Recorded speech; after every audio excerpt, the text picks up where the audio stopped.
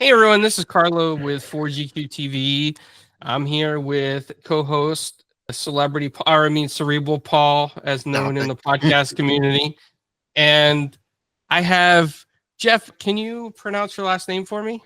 Reyes. And Jeff Reyes with us, who's been Hmm. involved in the film industry.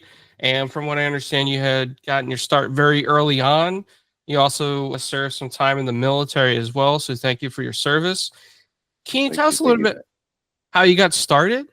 It's a little bit. I had two starts, but I started really early with my godfather. My godfather is a retired prop master and armorer. I got the opportunity to work on movies at a very young age. At 13, he mentored me very early.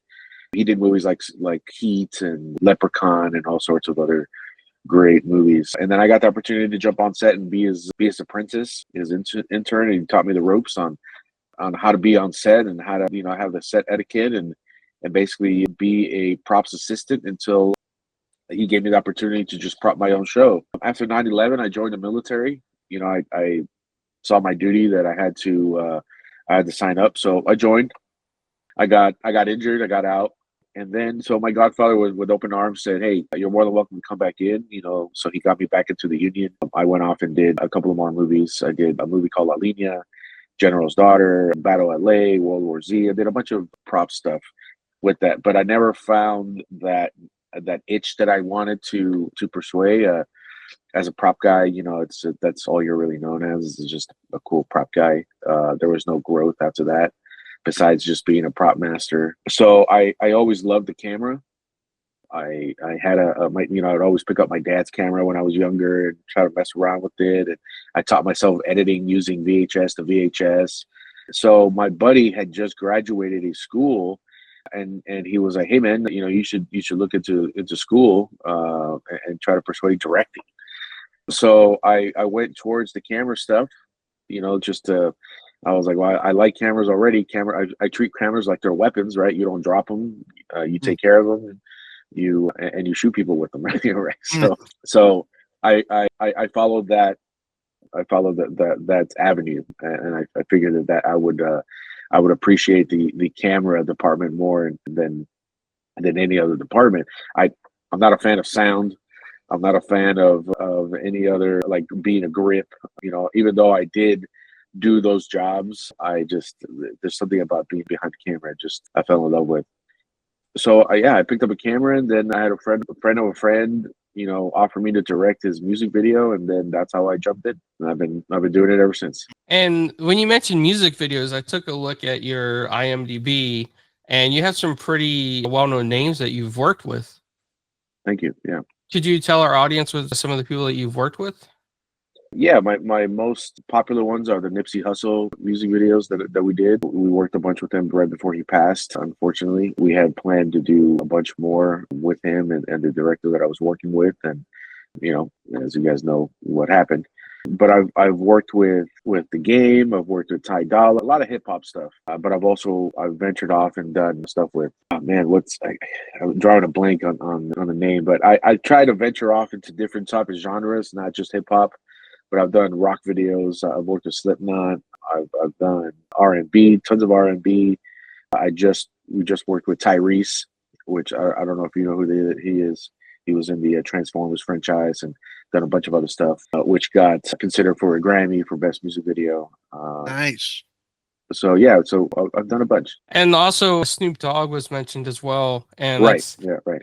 that's a name that I think everybody knows at this point in time. Yeah, for sure. And the first time that I ever worked with Snoop Dogg was with my godfather. We did some tour video that he was using as to put on the mega screens, and we were basically teaching him how to use M4s, machine guns, and all sorts of stuff. And he was using them on camera, Nice. and then flash forward 10 years later, I'm working with him on set on something else. Oh, that's awesome. Well, I mean, I think with your experience now, like you've had some experience, you kind of done the ropes of a little bit of everything. It sounds like, you did the prop stuff, the armor stuff, you did maybe grip here and there, and now into cinematography. So like you have an idea of how the whole field works. And you also have, especially for action scenes, I think you kind of have like military experience.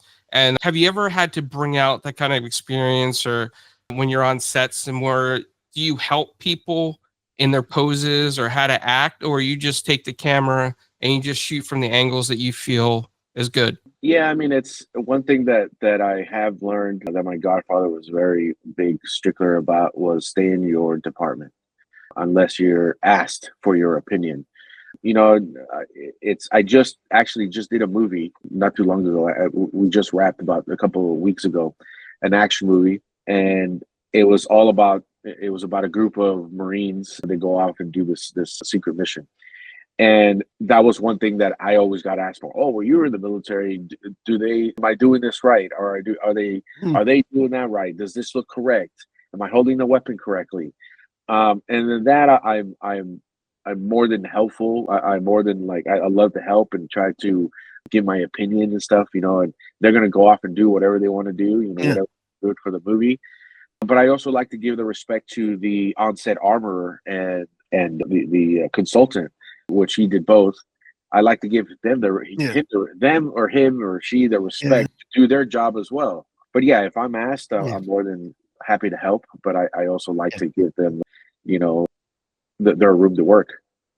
Have you found yourself gritting your teeth sometimes when they're doing something going, "Oh, please ask that"? Yeah, so it's hard, you know, but that's why, you know, as a cinematographer, you know, they can be doing something that's completely off the wall or doesn't look good. And, you know, I just frame the camera, you know, the way that, you know, that I see that's going to work. And you can't even tell sometimes, or it completely distracts the audience from something else where they don't even concentrate on that kind of stuff anyways, you know. It's like I look back at the old Schwarzenegger movies, you know, like, or Rambo movies, you know, like they would never hold a machine gun like that or a weapon like that. But it's movie making, it's fantasy. And I feel like today, I think we're a little bit more hyper realistic because of video games and everybody's so in tune to this kind of things that we're very aware. But, you know, again, we're make believe and we're going to do the best that we can to give the audience entertainment. And because of social media, everybody's a critic. Yeah, for sure. For sure. So when it comes to cameras, since you know you've been messing with cameras for a while now, I'm curious. I picked the camera that I liked because it was Netflix approved.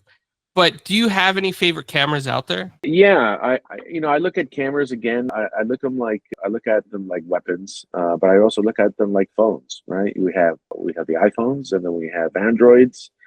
And then we got, you know, Nokias, you know, crazy razors or stuff like that, right? They all serve a purpose. And even though some phones may not carry certain apps, you still find a way on how to use them, right? It's the same way with cameras. I am a go-to Ari Alexa. That is my go-to camera. Anything that has to do with Ari, I'm super familiar with. The menus are the same. They're very easy to navigate, and they do the job. They're beautiful. You know, the images that you get are super beautiful. So I'm comfortable with an Ari camera. But I also like, which I was not a fan of, were Sony cameras that I wasn't a fan of because their menus remind me of Android phones. There's like menu for everything. You know, you have tons of options, you know, that you need to mess around with the camera, but they serve a purpose, you know, like for every job they serve a purpose. So I like to explore different ones, but an Ari Alexa is my go-to. On the side, I also like to use Blackmagic because they're the closest that you'll get to the color science as an Ari, right?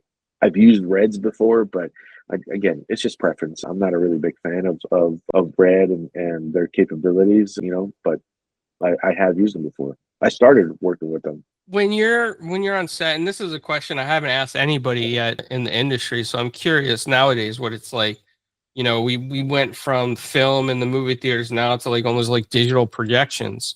So when you're on set for a major motion picture or a major video for music or television, do you still run film cameras or is everything digital now? I think film cameras are more of a niche these days. It's more of like especially on music videos, I feel like it's more of a cool factor. You know, like we have the money. This is cool. It's niche. It's classic. It's, you know, it's like rocking Air Jordans. You know, the vintage Air Jordans. The same. I feel like in that type of world and that music industry world. That I think that's what they use them for. But now on the film side, you know, like you got Christopher Nolan, you have Tarantino, you have all these big directors that are making a point to keep the art alive by specifically using nothing but film cameras. And I wish that I get to the level that I'll be able to do that. Like I would love to work on actual film cameras and film my movies or projects on film. But it really just comes down to budgetary constraints on the films and projects that I've worked on.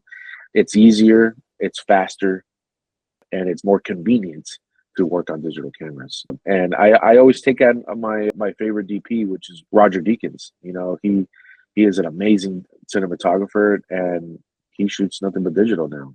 You know, he evolved. It to me, I do like film because it gives anything a certain look. You can tell when it's been shot on film and go, okay, that looks cool. You know? Yeah, but there's very few people that that can actually see that, you know, and it's people like us that were like, oh yeah, that was. But the general audience, they don't care, and nor could they even see it. Yep, I learned a lot when real quick. I learned a lot when high def started to come in, and I started to get like the first high def movie I ever got was The Adventures of Robin Hood.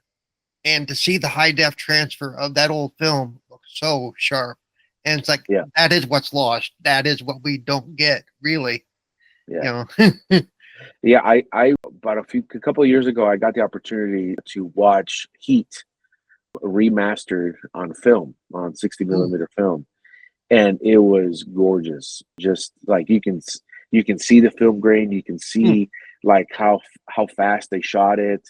Like there's no way that you could replicate that on digital, even though you probably can and you can come close to it. But the fact that you're watching it on this massive screen and seeing the art just come put together with these tools is just like that I feel sometimes we miss. Yep. And because I went to broadcasting school. I did more the audio side, though I did learn how to use editing base for video too, which was fun. But so I actually used to like take the old razor blade and splice the tape by hand type stuff, you know. And when it came to transferring doing that digitally, I'm not as comfortable doing that still, you know, because I like the touch, the tactile of handling the film and finding that perfect spot. And you know, just a whole new experience for us old people. For sure. And when I first started school, like I got a chance to see some of those editing bays. I got to go to Photocam and tour their facilities, and you know, and they're showing us their old editing bays where they had to splice film like that. And again, like that's like today it's just click, click, click, click, click, and you can get, you know, results super fast. And like I kudos to those editors back then, where they, you know, that job was very meticulous and artful. You make a mistake, you have to live with that mistake, you know, or you have to scavenger around for a piece of film that you maybe cut by accident and have to re-put. You know, it's it's surreal. Imagine what they used to do to add like the laser effects and stuff, where they would actually hand sketch it on each frame, each of the film. You know? Yeah, I will tell you this. I was a projectionist when they still had film, and I always wished for a digital feature back then, because if the film burned in the middle of the movie, you had to rush up there, you had to take it apart, you had to splice it back together and just get it back on the screen as fast as you could. And you were rated on that sometimes, depending on the movie theater. So that was some worrisome days, but glad we are in a digital age now. I think that this generation is kind of pushed us that way anyway with all the subscription services. They're spoiled. So what would you say is or has been one of the most challenging aspects of filming? Like, was there ever a time that you had to think of a difficult shot, difficult angle, come up with, you know, I've seen some crazy cranes for filming too that people just put together. Have you had to do anything like that? Any challenging moments for you on the fly? Yeah, I mean, on set is a lot of preparation meets adaptation. You know, you can prep all you want, but once you're on set, I look at it as battle. You know, you can be training all you can for years and years and years, but the experience of actually being on the front line is very different. And sometimes what you've planned for may not work now. something has changed, an actor doesn't want to do something, the director maybe had a different vision while he was on a 12-hour binger after set, and he decided to change the shot, and now we have to come up with something new. I think that those things, as challenging as they are to figure your job out, it's artful and it's fun for me. Even though it's easy to prep and have your preparation come to life. The working on the fly and being creative on certain things. I think it's fun for me. I think the most challenging thing these days is just getting a job and finding a job and finding a group of people that like you enough to rehire you on their next project. I think that adaptation and that commitment that you have towards the craft, I think, is the most challenging that people kind of lack.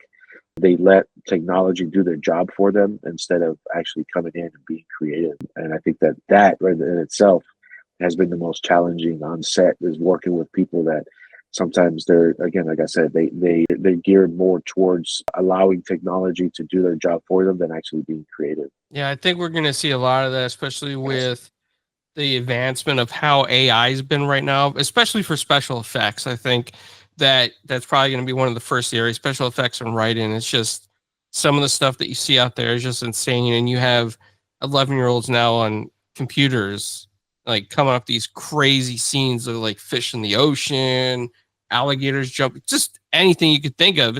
They're creating it. And I'm going to miss the days of like raw creative energy where people had to think about how are we going to make this happen instead of just putting a few punches on the keyboard. I mean, I am going to miss those days. Yeah, for sure. I mean, it's one of the things that I always cringe when they're like, "Oh, we could fix that in post, or we can just do that." It's like, why not just do it now? Yeah. Let's figure out how to do it now. And I get it. Again, it all falls down to the budget constraints. It's like, what do we? And then that's another thing that I always ask myself and ask people that I'm working with is that what type of movie are we making? Yeah. Are we doing a quick turnaround? Let's make some money turnaround type movie. Are we doing something that's gonna like really be creative and we can really dive into this thing? And it matters. And then I understand that we can't all make Terminators, or Star Wars, but we can at least try Yeah. to be as creative as possible, so that because people are going to watch this, no matter even if it's one person that watches it and be like, man, that movie was trash or that movie was great. That's what we're making it for. And I would think in your position, especially since you said you want to do well because you want other people to hire you and stuff, that there's got to be times where maybe you might be thinking, hey, I got to put my name on this. So, There's only been maybe one or two movies that I've Taft lead myself, and that was only just because of creative differences, where it's just like they completely were just taking my creativeness and just disregarding it. So at that point, why am I even here? Right. Yeah, I mean, that's got to be difficult. I'm sure that happens a lot when you have a lot of creative people together. Sometimes there's creative differences or don't align, and everybody's either got to compromise or find a way to remove from the situation. I meant Alan Smithy. Sorry, not Taft Hartley. Alan Smithy myself. So, out of everything that you've worked on, is there any scenes or moments that really stick out to you that have become something like one of your favorites to talk about or reflect on? I think so far my most favorite work that I've done have been the Call of Duty stuff that I've got the opportunity to work on. So in the video game, there are cinematics, right? There's the little movie scenes that when you beat a level or where you're entering the game, you watch these little tiny movies. So I got the chance to shoot those, and that was my first time working on a mocap studio, on a motion capture studio, and it taught me a lot. It taught me that because it taught me it taught me a new, I guess, genre of filmmaking that I wasn't aware of. I knew that's how it was done, but I'd never experienced actually doing it, and it really made me kind of concentrate on my craft, my composition, on my movements, because there was times where the director would be like, I wasn't feeling that, that didn't look good. So I would have to redo it again. So it was my motivation to get the shot and be like, that was great. Good. Now, All right. I got it. that's got to be different for you too, though, as a photographer. If you're used to doing regular, and all of a sudden you're in a mocap studio, which is what, green screen or blue screen, so you don't have anything to visually go off of really either. For Much like sure. the actors. So you have to picture it in your head, kind of thing. It, Yeah. it took me back to when I was a kid, playing cops and robbers, just like visualizing things that weren't there, and the actors and the stunt guys that I got a chance to work with, they were really cool in acting out what they were doing to really help me shoot that kind of stuff. So it was, it was definitely an experience, and it really taught me another level of camera operating, let alone cinematography. Which Call of Duty was that you worked on? Modern Warfare 3 and Black Ops 6. Oh wow. Okay. Black Ops 6 is hot right now too. Like Yeah. everybody's loving it. And I Yeah. gotta say, I love the campaign. I thought, and the cinematics were great. I'm just honestly saying. Oh, thank you. Yeah, it was funny because my son, like he only became a fan just because he likes Minecraft and those sorts of games, but he only became a fan because I was like, look, play with me. We got to play the campaign so that we can see the credits and we can make sure that my name is on there. So the fact, it took us 3 days to just go off and take a Yep. break, and come back and do it. But finally, we celebrated together to seeing my name on the credits. So it was great to just not only watch the stuff that we did, because like I'm looking at when I get told what we're gonna shoot, I get storyboards, and then sometimes we'll have, they call them animatics, where they're kind of like storyboards, but they're Yeah. kind of animated Like for the you to flip books, see. like the flip books we used to have. Remember when you used to Yeah, have that? yeah, for sure. Or sometimes they'll have like, it'll look like a really old video game, Yeah. and then you have some kind of characters moving, Mhm. and they're basically like, look, this is the blueprint. Now go shoot, try to replicate or go shoot something different to match whatever we got. So from going to that and now actually seeing it on the video game is amazing. Wow. I mean, that's gotta be. Have you played the game since you've done that? Yeah, yeah. And, Yeah, and we actually just finished playing it on veteran mode, which is funny. Oh, nice. oh wow. Yeah, that's pretty good. So knowing in your head what it looked like at the mocap studio, and then seeing it on screen as you're playing it, did you imagine it in a similar fashion, or did you have a whole different imagination when you're in the mocap studio? No, like again, like we're not told as much just because of secrecy or Yeah. NDAs or whatever it is. There's certain people. There's so many directors there on set, and so many people watching, making sure that things are done correctly. That we're just so in tune into our what we need to do and what we need to shoot, that I don't even like, they just tell us, hey, this is what's going to happen in the scene, shoot it, right? So I need to envision Yeah. myself framing the shot and getting my composition right, and if I have to one take Yeah. shots, how to maneuver, how to move, and make sure that I'm stepping over things, and if there's a wall here, which they Yeah. either build with scaffolding or with apple boxes, so if there's a wall here, how to maneuver around it and whatnot. And if I'm behind, or if I'm supposed to be one of the guys in the team, how would my camera be if I was holding a weapon, or just like visualizing that to visualizing it and seeing it on the actual video game. I mean, I said it's Yeah. surreal, but my surprise is actually seeing the characters. So I was like, oh, I was filming that character, which was, because it's I don't want to get too much in details. I don't want to get in trouble disclosing any of the stuff, but it's crazy, and how we film it to how it's interpreted back on the video game. It's crazy. I Well, hope, yeah. my hope is that one day I get to make a movie like that. Oh, All I'm nice. thinking of is the scene in the one cut scene where they're in the helicopter and they're falling through the helicopter as it's reaching down. And Yes. so did you shoot that sequence? No, some of the sequences, they're just extreme visual effects and Uh, animating. I know that they do heavy camera stunt work with another operator, but a lot of the action sequences that have to do with aerial shots or like that, they just animate them. They already know what they're going to shoot. And what's nice to it, because of that, because of how well it's done, is you can't tell what was done with that fully, animated, and what you guys did, that it blends so well. You Yeah. can't. And Yeah. that for me is my prize, is that seeing not what we shot, but actually Right. seeing how they replicated my movement Yeah. is what's surreal to me, because the camera that I have, there's, the bubbles, right? Right. The mocap bubbles. So they're recording my handheld movements. So if I go to the left in the game, they're going to Yeah. record that, and they're going to use the camera going to the left.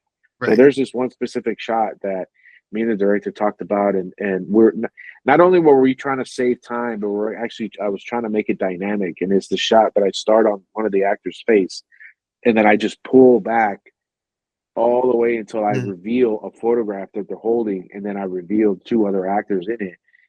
Just to see that Yeah. they kept my shot, and that was my actual handheld movement, or my movement itself, is, like I said, that's a milestone for me. Yeah, that's cool. Yeah, it's got to be cool to see that kind of stuff up on your monitor or your screen, whatever. After you've done it, to see the final product go. Okay, that's cool. So, out of all the movies, let's say within the last 5, 6 years that you've done, is there any movies that stick out to you? All of them. I like. I mean, I like them all. There's nothing different that I do with any other movie, whether I'm doing a drama movie or doing an action movie. I replicate the same type of actions that I do. There's one specific one that I'm really proud of, and it was a drama movie. It was a short film that we did going on 2 years now, and it's just about a married couple, arguing throughout the entire movie, and it happens in one night. The guy comes home drunk, and he starts arguing with his wife. But my experience working on this mocap, I kind of took that experience and tried to replicate it on set, and we did that entire scene one take with just my handheld. And even though they cut it up a little bit just to give some sort of coverage on both actors, I think it kept me on my toes to make sure that I was in the right spot, filming the right actor at that right specific moment, before I had to move again to capture some other action Right. with the other actor all at the same time. Only because it was such a heartfelt scene, and they're arguing so much, that I just, like, the director really wanted to capture the dynamic between that. I think that I'm super proud of on how it came out. It reminds me that one of my Sawyer Brown country music, they did a video where it was all done in one shot, the entire song as he walks through the house and stuff. It's called "This Night's Gonna Last Forever," and I will always remember that they explained that they did that one shot to catch that mood. Him singing this song, sad, melancholy song. You didn't want to cut away. You wanted to see him going through the empty house and Yeah. doing his thing, and it captures a certain attitude. You can't get that by doing cuts and stuff. So I love the fact that you explained that you did that because you thought it would help this scene feel that much more real. Yeah, because, again, between me and the director, we spoke about, you know, having the actors do it over and over and Yeah. over again. And even though that we prepped for a good 6 months, that scene itself, that, I guess we were both worried that they were going to get tired Yeah. constantly doing this, but I think doing that, it helped the scene itself. Seeing them fatigued constantly, and again, it can be a metaphor, right?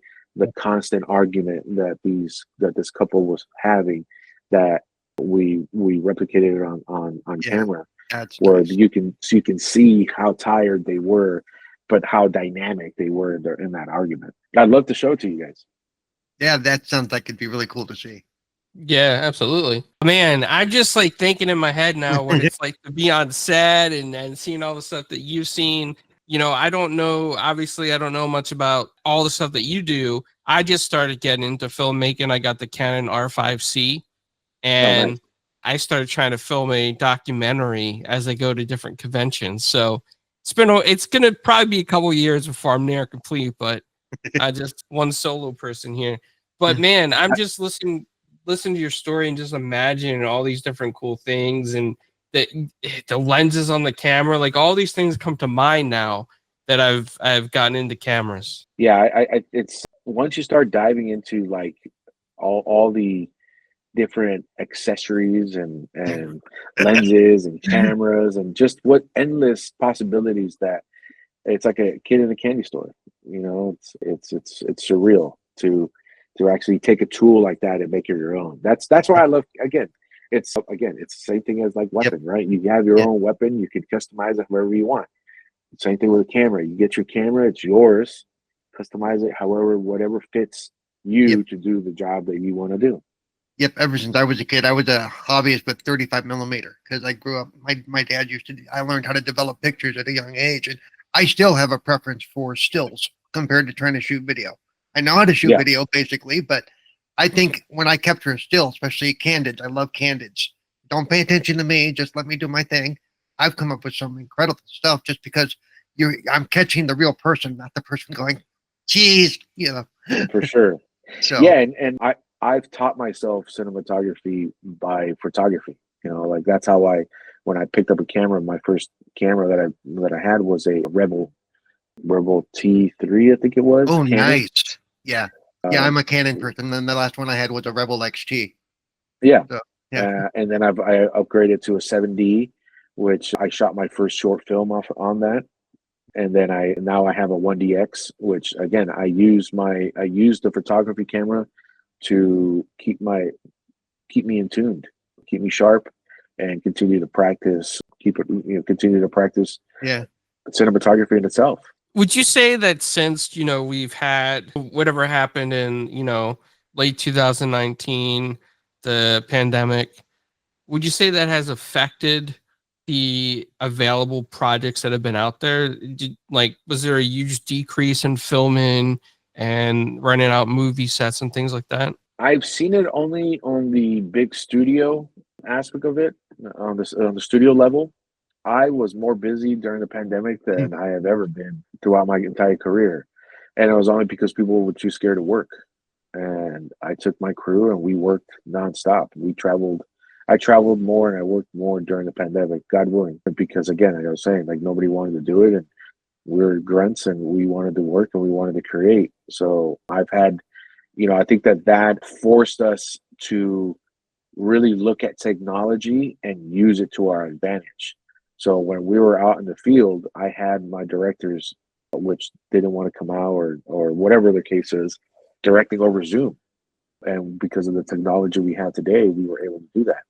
I had, I was, it's so crazy is that I was directing photography in Puerto Rico via Zoom during the pandemic because we had shot a music video that they didn't get the second artist because he couldn't come to the United States.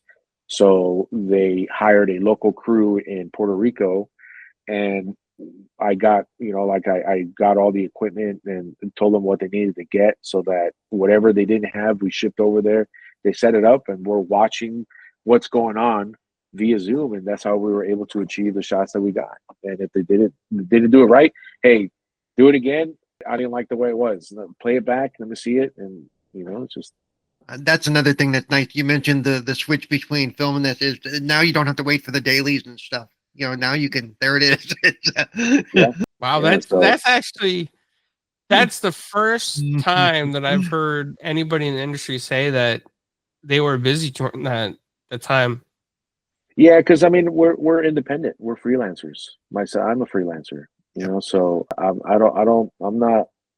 Even though I've been. It's been 10 years since I've been trying to get into the union. And it's been very difficult to get into the cinematographers union. I'm still indie. I work a lot of independent films, and they're as indie filmmakers, we just want to work. We just want to create. So we stay busy. I was gonna say, and that probably, you were talking about, getting your name out there and stuff. Being willing to work during the pandemic and be busy, that probably helped, in a way, probably boosted your credibility quite a bit. Hey, these guys For want to sure. work. They will do whatever it takes. So Yeah, yeah, you and not only me, but my crew, the right, crew itself too.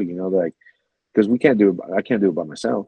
right. So knowing that I had a crew that backed me up helped me as well. No, I also read that you try to do a lot for veterans as well.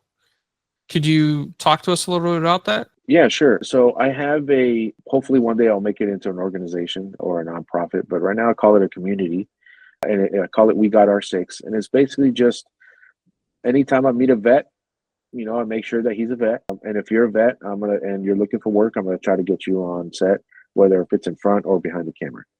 The majority of the vets that I meet, they all want to be actors, which is ironic.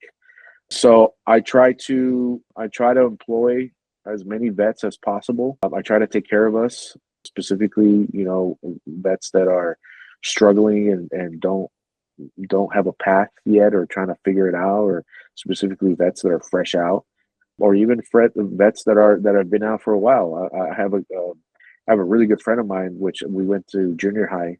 He's been a friend of mine since junior high. During the pandemic, he lost his job and he was about to lose his house. And I told him, I was like, "Hey, man, I know this is not the type of stuff that you want to do or that you've ever thought of doing, but I can get you on the TV show S.W.A.T as a special abilities actor." I had an agreement with S.W.A.T and the producers to they would help. I would help, and they would help me employ veterans to be background actors that know how to hold weapons and to know how to carry themselves as military or as cops. So I got him on the show, and they loved him so much that he's still working on that. It's been 2 years. Wow. Nice. And That because is of that job, he was able to. Now he's on his second house that he just bought.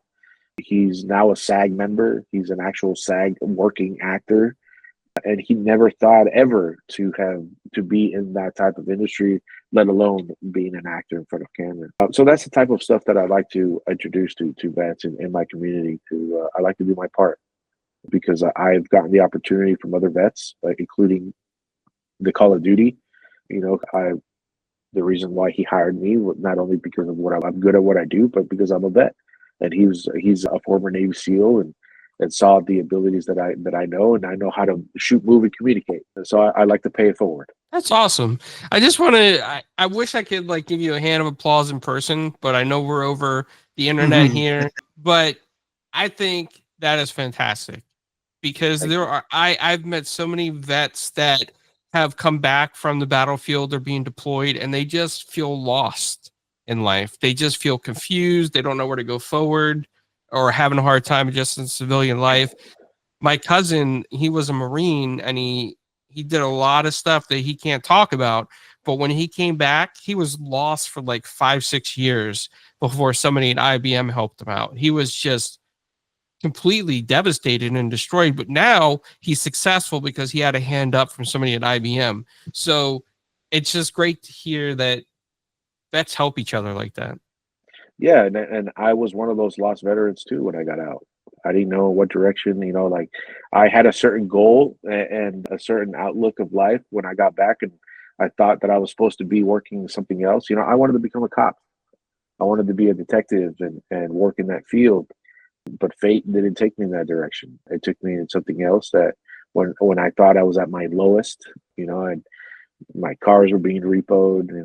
I was practically almost homeless with a young child, newly married and stuff. That I just didn't know. Again, I was lost, and because of the help of my peers and fellow vets, they picked me up and guided me in the right direction. So again, I like to pay it forward and let people know that we're not by ourselves. We're not alone. That even though we sometimes we may feel like we are, we're not. We just need to open our mouths and say something. Paul, did you have any other questions you want to ask? I'm good. Though I did notice I looked at your IMDb and your third credit was for Saw, which Yeah. one of my favorite movies. Yes, that was one of my Godfather's. One of the ones that he helped me get on set. And even though it's funny because that movie was super low budget. It was an indie movie, and I got paid $50 a day for that. And he was paying me out of his rate. So I can only imagine what he was making. So, but that taught me a lot working on that set. Interesting. And now to me, it'd be interesting that basically it was a low budget. You were paid $50 a day. And now they're 10 movies in and however many years it's been. And, it's considered one of the pillars of horror, of that type of horror, For sure. And you were there at the beginning. So, I was there at the beginning. Yeah. But it's like I said, even though it was low budget, it taught me, that I think that's been one of the most valuable lessons that I've learned is indie filmmaking, low budget filmmaking. You know, a lot of great directors and filmmakers in general have come from, you know, Roger Corman days, you know, where they were making movies with a shoestring budget and they're classics now. And I feel like that we're losing that because we're so in tune with all this technology and it's easy to do this and easy to do that we're kind of losing our creativity on trying to figure it out. And I think that us as filmmakers, sometimes we just need to figure it out. Yep, that's why I have a lot of respect for Damien Leone, who does the Terrifier movies. Again, started low budget. You know, he just did Terrifier 3 after Terrifier 2 was a major hit, but he's still basically primarily he designs his own practical effects. He does some digital cleanup and stuff, but for the most part, everything you see has been created, you know, for the set. So sure. and when I spoke to him, because I have spoken to him before as well, I said I appreciate that you're one of those filmmakers that's still doing it the practical way. Because if I can see that it's a digital effect, I'm probably not going to like the movie. You know? Yeah, it's a different type of, you know, feel even. Yeah, knowing that it's a digital effect rather than a practical effect. Yeah, oh, sorry, go ahead. I'm gonna send you guys. So I in the chat, I sent you guys that short film that I was talking about. But I'm also gonna send you this horror that I did. Oh, cool. Hopefully, you guys can appreciate that. Oh, I will. I'm Carlos horror guy. I'm the one who changes up. Loves horror, and you know that's Nice. something I just want to speak to the effect of indie film and the importance of indie film. I know that you worked a lot on indie film, but one thing I think that the audience needs to understand is that when Hollywood was big Hollywood, I should say, AAA Hollywood was trying to figure themselves out post-pandemic, indie film really kept the industry moving forward with projects, financing, film festivals. And if anybody ever has the chance or opportunity to go to film festivals, support indie film, I highly recommend it because there's so many great things out there that get picked up from film festivals. And a lot of them are indie films and they just kept the industry going so that it didn't die out. They kept movie theaters in business.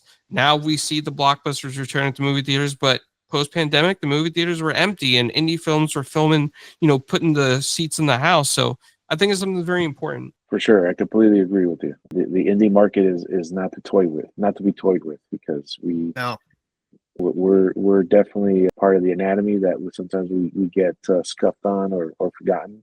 But we you know, indie filmmakers do make the world go round. Well, Jeff, where can people find you online? You can find me, just type in Echoes World, all one word, ECHOSWORLD. You can find me on any social media. I'm bigger more on Instagram, but for the professional side, find me on LinkedIn. I got all my stuff on there. Awesome. Well, Jeff, I want to thank you for joining us today and ask you to hang on just after the interview as well. I just had some quick questions for you, but to everybody out there, if you are looking for somebody in cinematography, independent company, or you just want to check out Jeff's stuff, Echoes World, check it out. Yeah, follow me on YouTube. I got a lot of my stuff there on YouTube as well.